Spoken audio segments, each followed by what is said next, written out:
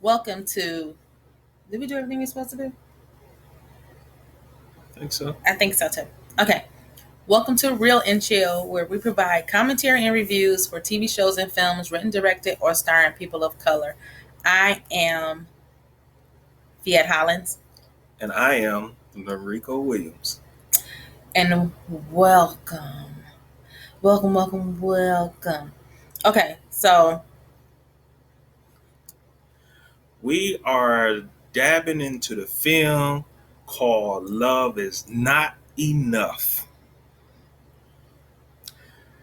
It's directed by Sean Woodard and written and story by Mana Dent and Sean Woodard. Um, and it's also starring Lavelle Crawford, Kim Coles, Claudia Jordan, and an honorable mention of Jessica Caresmore. And this is one of the Jessica, reasons. what? Jessica Caresmore. This is one of the reasons why I picked the film, because I was like, "Ooh, wow!" Because you're watching the preview. So all these people in it, but we're gonna tell you about this movie. So it's not to be confused with When Love Is Not Enough, Love Isn't Enough.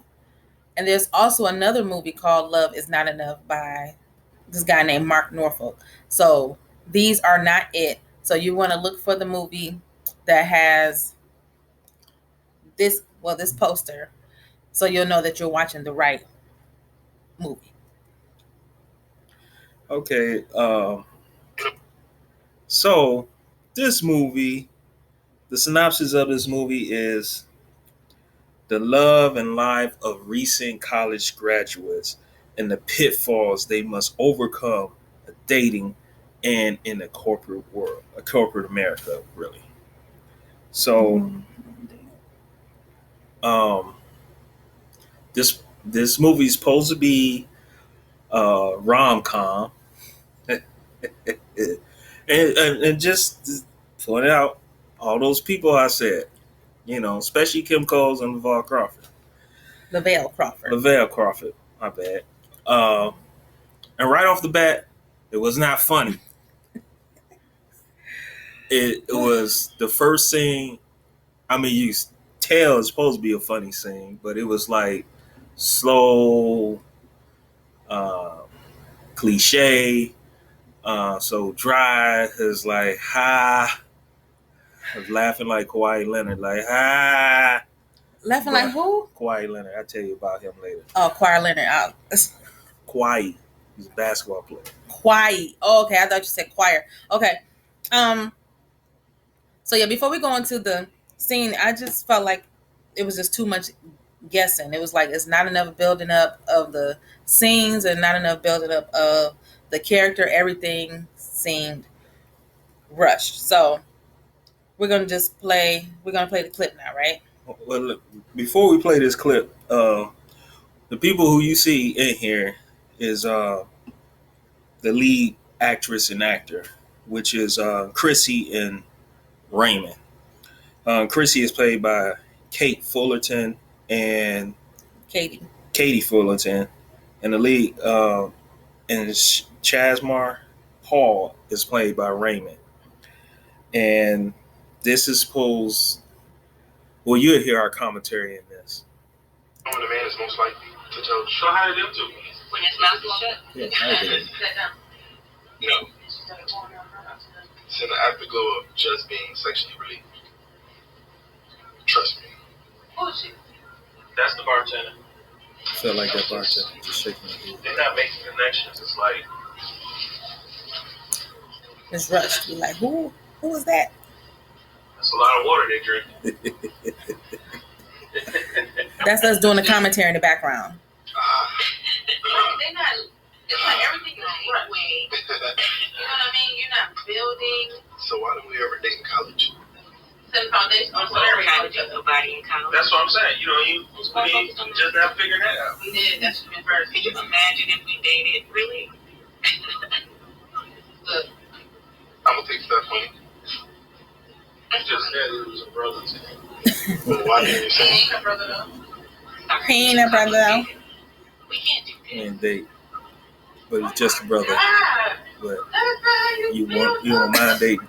I don't get it. a scene, okay? Like he just come up with. So just based on the commentary, that's basically how a lot of the scenes are. They did not build it up. It's just these people appeared somewhere and we'll have conversation, and then we'll be like kind of, like he said, dry conversation. The dialogue didn't flow. It was just choppy, and it just didn't seem natural. It wasn't like a naturally flowing conversation. But yeah, so like in this scene, what her name, Chrissy. Yeah. She has bad luck with men. There was like in the beginning of the movie, it was this long scene about her current boyfriend. She ended up kicking him to the curb, but basically it's just that she's having bad luck with men. So she has this epiphany to date her friend who you see here. That we had to kind of piece together that they had known each other for years, and He's a family friend. he's like a family friend, but we didn't know that it was not. It didn't lead on to that. We were just like, why are they sitting together? How did they meet? So It was a scene before this one in the movie that we just chose this one because it showed you how the dialogue play. But it was a scene prior to this when all of them's out there, pretty much all the cast talking like at this auction, and we still trying to figure out who was who and what was what and all this other stuff. And what was the They didn't auction introduce each other. They didn't have no backstory. So this is the first time, probably like 20 minutes in the movie, we getting a backstory between who he is. Like, yeah. So, do you have anything else for? no, Oh, we actually have notes, but we have to go to. Desperate. I really don't like about dating part with guys, but it's cool. All I'm saying is, but this scene, Yep, this was purposeful. So we showed that because you see, she's at the house having a conversation. Kim Coles plays her mother, and then she's at the table, and she sends this text to Raymond, which is the guy that we just told you about in the last scene. And she says, "We need to talk. I'm outside of Perfect Copies. That's his job." So she says she's outside of Perfect Copies, but we just saw her at the kitchen table. We don't show her getting up from the kitchen table. They don't show a car leaving. We don't see her pulling up in the parking lot. Nothing like that. So then it's just she teleported. then Star Trek. she appears. Do you have? See, she said she's outside Perfect Copies. How? She was just texting that while she was at her mom's house. When he said I'm outside, and they shit was saying French for 10 years. I said, you understand what I'm saying? She said I'm outside. That text already sent. Then she was showing text right here. why are you in the hospital? That's what I'm trying to figure That's what you work at, I think. I don't know. I don't know what you do. I thought you worked at a copier place. Wait, so of course you heard me saying why they in the hospital, because We don't know what's going on. Like, we have to pause it to see what the text said. Like, granted, this movie, I mean, one of the reasons, of course, the stars that's in this movie, but another reason is like I get excited when I see Detroit movies. You see, so this movie is about Detroit love, and I got an idea to got a chance to see what's this movie all about. So recognizing buildings, I don't know, I could tell that this is not an office building. I mean, do it in the studio, whatever the case may be. At least try to dress it up a little bit. But this clearly is a hospital hallway that they shooting with. So that's what threw me off, and I just started laughing about it. And that is Is that all you have for that? Okay. No, it's what I was trying to say is like Phette doing. I feel rushed. The movie felt rushed through It's it. like, dude, say your point so we can move on. So that's what it was. It wasn't no slow build up and explaining anything. It was just Boom, here I am. edited. I don't know if it was because of the writing. I don't know if it was because of the editing or even budget restriction. We understand that because it's independent movies. We're not trying to just say all these independent movies are bad or nothing like that. But we do understand budget restraints and, just trying to work with people. But all we're saying is at least have a good storyline and make it make sense. Absolutely. So this is going into the next clip. This is hilarious. It's a wasted minute. That's how I describe it. So what it is not to give away the movie, but he's having trouble or he's lacking confidence because he's trying to do this pitch. So a pitch for what though? For his invention, I guess we could say that. Right. Invention. You got to see the invention. If anything, see the invention that he comes up with. You probably have a laugh about that. But anyway, it's a pitch for his invention. It's an invention, and she goes up and trying to give him advice. So just play the clip and we'll see that. So insightful. Let me hear your presentation. Yeah, let me hear it. Yeah, it's just us. He lost his stuff. That part. The connectivity brain is an everyday app that you can use to keep track of your everyday life. Right? Birthdays, permits, funds, whatever you're looking for, it can help you maintain. Okay. Stop there. This part. Let me show you. So she got up like she's about to do something. You can't look towards your invention, right? So stand firm and be sure what you're saying, okay? So let's try it again, but stand more still. She had to stand up for that. That's what I'm saying. I was about to say, she could have said that now. She's so wise. Dude, you could have said that sitting down with your legs crossed. Like, why did you have to get up? I can't. So it's just little things that we're just like, it doesn't make sense. Like, why? It just has to make sense. So here's the delightful part, of course, me being a Detroiter and all, is the cinematography. And throughout the movie, it was great shots. No problem with that. Like I said, independent film, I say it's no excuses for having a bad script or, you can have shoddy acting and all this other stuff. But, great camera work. No, you can't. No. Well, it's debatable. It at least needs to be decent. A good script. Decent script. But I'm just saying at least the acting. Decent. Right. Sometimes the acting can be hard, but at least have a decent script. We could tell that the script was right, but the acting was bad and vice versa. But this next clip is great cinematography work about my city, Detroit. It's great work. It made sense. One of the scenes that actually made sense throughout this movie. Yes, it's the best, probably the best scene of the movie because of the like I said, the cinematography, because of where it's located. They have the spirit of Detroit and the Chase Builders, the People Mover, and the Joe Louis Fist. So, see, look. Okay. See, that's beautiful. Almost didn't recognize it. You know what I'm saying? City. Look at that. That's right by. City County building. Nice music playing, showing it's a build up of the relationship. The river walk. Yeah, it's showing a nice build up of the relationship. I like that. Is that the Detroit Princess? Or something? No, that's Detroit Princess. That's Detroit Princess. So, not totally ragging the movie, but we're just saying like that was some beautiful shots. And then do you have something for the next? So that was it. So after that, you will hear me and my frustration start to boil on the next scene. Is it the next scene? It's the next scene. My frustration start to boil. And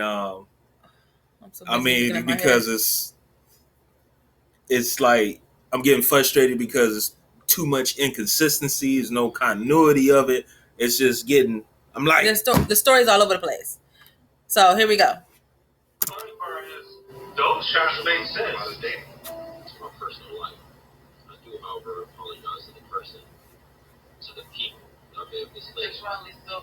But, talking about the shooting there. That's when I white boy was in there. But yeah, the black folks is supposed to fancy for being in the closet. she ain't have a big role either. Spoiler alert. I can't understand this movie. You got me stuttered. Okay, I can't understand this movie. We played that clip because the guy that they showed, she dated him for like an hour. Like, I don't even see what the relevance of that was, but turns out I guess he was on the down low or something like that. But no, it said it on the screen. I know. But Yeah, so but it was just no relevance for it. It's like, why are we showing? It just didn't make sense. So, no, your frustration was really.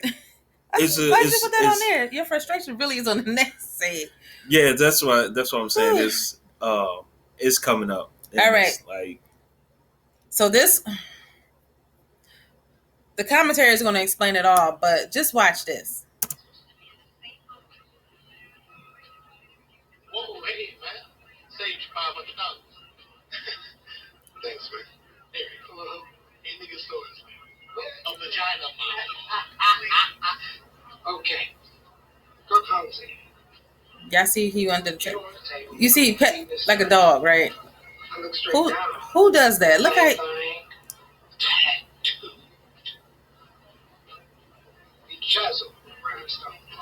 Who does this anymore? Nobody goes under the table going stuff like that. So why is she on? Why is she enjoying? Like, he don't know which foot is which. Right. And nobody noticed that he disappeared under the table. Really? He don't know who's directly in front of him. You go under the table right in the middle of a conversation where nobody's going to notice that you disappeared under the table. Wait a minute. So why didn't you say anything while he was sitting around your foot? And we all at the table together. Let somebody go up under the table. I'm going to notice.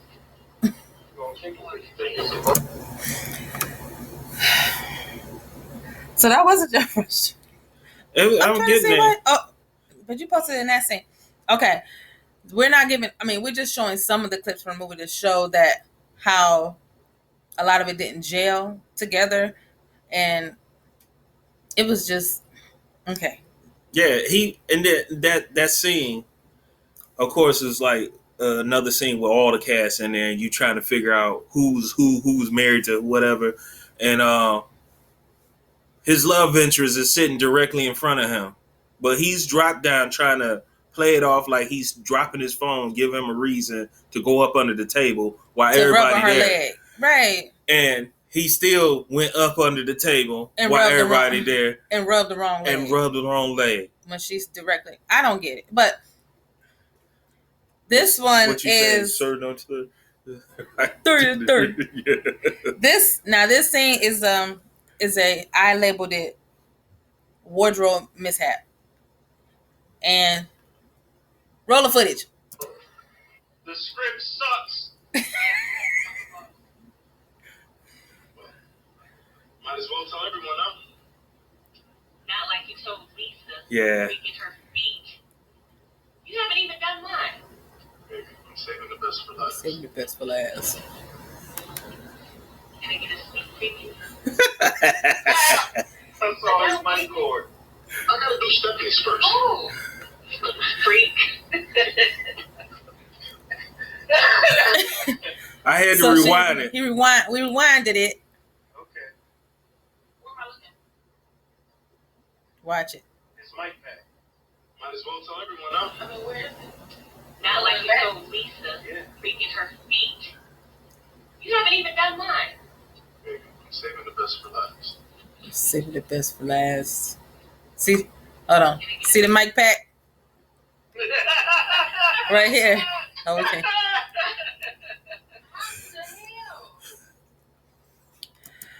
So, overall, we have a total of 5 popcorns. That's the highest. It's synonymous to like 2 thumbs up and all that kind of stuff. 5 being the highest. I gave this movie a 1. And since I can't give it a negative popcorn like Crumbs, I give it a 1 as well. And again, this not to bash people's dreams of Sean Woodard and all these up and coming stars. He did a lot of movies. He was nominated for a lot of stuff. He actually was nominated for one of his movies, his first movie, for a film festival. And let's see. I don't know if I got the information. Let's see.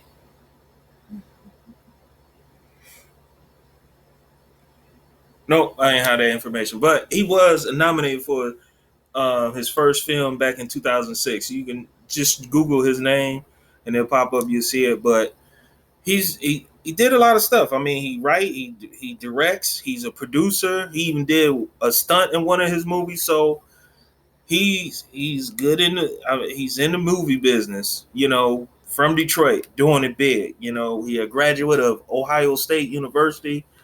But You remember all of that, huh? this particular movie that we saw of his was a big letdown. A lot of what the fuck moments. So, yes, had to give it 1 popcorn. 1 popcorn. Maybe But he get a bigger budget. again, it's not about budget. So let's not do that, because you can film a movie in a closet as long as the storyline is good. Or if you know, maybe he hires have a somebody certain to type write of it. music to make it like whatever the mood is for the movie. All of that makes a difference. So it's not about budget. Not really. It's about the storyline. So Sean, hire Phette to write your next project, and so it can make sense.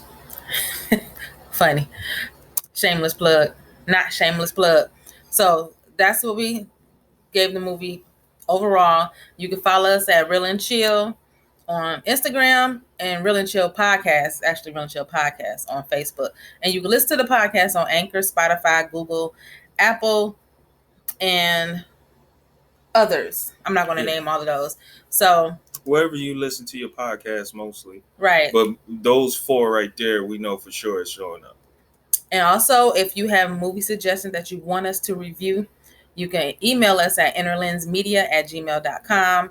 And also, if you want some script critiques, actually, I shouldn't even put that on there now, but since it's on there, whatever, that'll be talked about later. But is that it?